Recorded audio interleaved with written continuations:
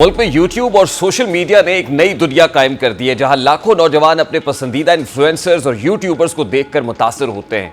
ये एंटरटेनमेंट का नया जरिया तो जरूर है, लेकिन बदकिस्मती से इसके मनफी पहलू भी तेजी से सामने आ रहे हैं। जैसा कि हालिया दिनों में एक बड़ी खबर ने सबकी तवज्जो अपनी जानिब मबजूल कराई, जब national cyber crime investigation agency ने पाकिस्तान के मारूफ यूट्यूबर सादुर रहमान उर्फ डक्की भाई को लाहौर के अल्लामा इकबाल इंटरनेशनल एयरपोर्ट से गिरफ्तार किया।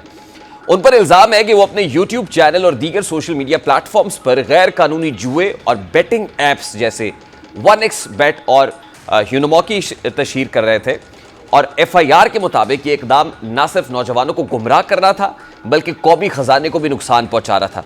ये गिरफ्तारी एक बहुत बड़े मसले की निशानदेही करती है, और वो मसला है नौजवान नस्ल को झूठे ख्वाब दिखाकर तबाही की तरफ धकेलने का। सवाल ये पैदा होता है कि ये बेटिंग एप्स क्या हैं और इनसे करोड़ों रुपए कमाने के दावे किस हद तक सच हैं। असल हकीकत यह है कि एक मशहूर लेकिन गैर कानूनी बेटिंग प्लेटफॉर्म है, जहां खेलों पर शर्त लगाई जाती है। क्रिकेट, फुटबॉल और दीगर खेलों के नताइज पर पैसे लगाकर लोग जीतने की उम्मीद करते हैं, लेकिन ज्यादातर सूरतों में सब कुछ हार बैठते हैं। इसी तरह ऐप बेनोमो को बज़ाहिर ट्रेडिंग ऐप के तौर पर पेश किया जाता है, लेकिन दरअसल ये भी जुआ खेलने का जरिया है, क्योंकि इसमें सारिफिन को कहा जाता है कि किसी करेंसी या स्टॉक की कीमत ऊपर जाएगी या नीचे। ये हाँ या ना का खेल है, जिसमें इल्म या महारत कम और किस्मत का ज्यादा अमल दखल होता है। माहिरीन के मुताबिक इसमें शामिल होने वाले 90% अफराद अपना पैसा खो देते हैं और नुकसान के बाद मजीद सरमाया लगाते हैं ताकि अपनी हारी हुई रकम वापस हासिल कर सके, लेकिन नतीजा मजीद नुकसान की सूरत में निकलता है। फिर जो मेल बेट भी 1xBet की तरह एक ऑनलाइन स्पोर्ट्स बेटिंग प्लेटफॉर्म है। इसमें सारिफिन को क्रिकेट, फुटबॉल, बास्केटबॉल, टेनिस और दीगर खेलों पर शर्त लगाने के मौके दिए जाते हैं। इसका ज़ाहिरी ढांचा प्रोफेशनल नजर आता है, लेकिन हकीकत में ये भी एक जुए का कारोबार है। पाकिस्तान और कई दीगर ममालिक में ये गैर कानूनी है, लेकिन मुख्तलिफ यूट्यूबर्स और इन्फ्लुएंसर्स अपनी वीडियो में इसकी तशहीर करते हैं। इसके जरिए ना सिर्फ माली नुकसान होता है, बल्कि खेलों को भी जुए के कारोबार का हिस्सा बना दिया जाता है, जो खेल की असल रूह के खिलाफ है। Bet365 दुनिया के सबसे बड़े ऑनलाइन बैटिंग प्लेटफॉर्म्स में से एक है। ये कई ममालिक में कानूनी भी है, लेकिन पाकिस्तान और दीगर इस्लामिक वर्ल्ड में ये मुकम्मल तौर पर गैर कानूनी है। इस ऐप के जरिए खेलों, कैसीनो गेम्स और वर्चुअल बैटिंग की सहूलत मिलती है। नौजवान ये समझते हैं कि ये इंटरनेशनल ब्रांड है, इसलिए महफूज है, लेकिन हकीकत यह है कि इसमें भी वही जुआ है, जिसके नतीजे में ज़्यादातर सारिफिन अपनी कमाई खो देते हैं।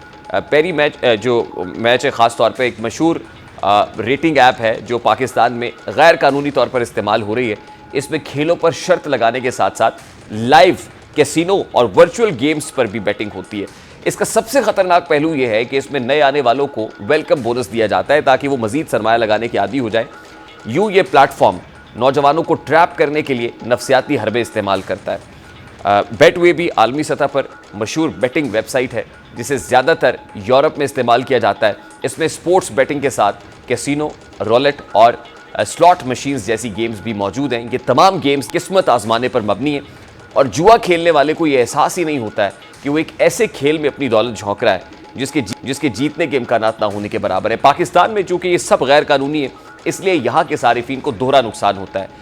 एक तो पैसे की बर्बादी और दूसरा कानूनी कार्रवाई का खतरा। फिर 22Bet ये भी एक इंटरनेशनल बेटिंग प्लेटफॉर्म है, जिसे मुख्तलिफ ममालिक में इस्तेमाल किया जा रहा है। ये खेलों के साथ साथ ऑनलाइन कैसीनो गेम्स की भी सहूलत देता है।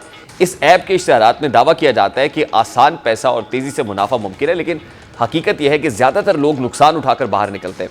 इस तरह के प्लेटफॉर्म्स नौजवानों को शॉर्टकट का आदी बनाकर उनकी ज़िंदगियों को तबाह कर रहा है। ये तमाम ऐप्स और प्लेटफॉर्म्स एक ही मकसद के लिए बनाए गए हैं, और वो ये है कि लोगों को शॉर्टकट के लालच में लाकर उनकी जेबों से पैसा निकालना। उनका तरीक़ाकार आम जुआ खेलने जैसा है। ये है कि ये सब कुछ मोबाइल और इंटरनेट के जरिए होता है। इनके जरिए पैसा पाकिस्तान के गैर कानूनी तौर पर बैरून मुल्क मुंतकिल किया जाता है, जिससे मुल्क की मईशत भी मुतासर होती है। सबसे ख़तरनाक बात यह है कि ये नौजवानों को तालीम, मेहनत और हुनर की बजाय किस्मत आजमाने की तरफ माइल करता है, और ये पूरी एक नस्ल तबाही के दहाने पर पहुँच सकती है। ये ऐप्स नौजवानों को सबसे पहले आसान दौलत का ख्वाब दिखाती हैं। इश्तिहारात में ऐसे मनाजिर दिखाए जाते हैं कि जैसे कोई आम शख्स चंद क्लिक्स के बाद करोड़पति बन गया है। इन दावों के पीछे हकीकत यह है कि चंद लोगों की मिसालें सामने लाकर हज़ारों और लाखों लोगों को जाल में फंसा दिया जाता है। ये वही फार्मूला है जो हर किस्म के जुआ खेलने में इस्तेमाल होता है। एक दो लोग जीतते हैं, ताकि बाकी सब लालच में आकर अपनी कमाई हार बैठे। बदकिस्मती से नौजवान नस्ल इस फरेब में सबसे ज़्यादा आती है क्योंकि वो पहले ही बेरोज़गारी और अदम इस्तेहकाम का शिकार है। जब उनके सामने ये उम्मीद रखी जाती है कि बगैर मेहनत के सिर्फ मोबाइल पर गेम खेलकर लाखों कमाए जा सकते हैं तो फौरी तौर पर मुतासिर होते हैं और अपनी जमा पूंजी भी लगा बैठते हैं। अब ये वो ऐप्स हैं जिन मुतल्लिक ढकी भाई पर ये इल्ज़ाम है सादुर रहमान पर कि वो इसकी प्रमोशन भी कर रहे थे, इसमें मुलव्विस थे और फिर जो संगीन दफ़ात हैं ख़ास तौर पे जो मुकदमे का इंदराज हुआ उसमें मनी लॉन्ड्रिंग जैसी जो दफ़ात है वो भी शामिल है। FIA की टीम हरकत में आई है। अब ये सोशल मीडिया पे आप इन्फ्लुएंस करते हैं, एक मैसेज को इन्फ्लुएंस करते हैं जिसमें बड़ी तादाद यूथ की है, नौजवानों की है जो आपको फॉलो करते हैं और अल्टीमेटली वो अपने मुस्तकबिल को भी दाव पर लगाते हैं। अगर आप इस तरीके से इंस्पायर या इन्फ्लुएंस करने की कोशिश करते हैं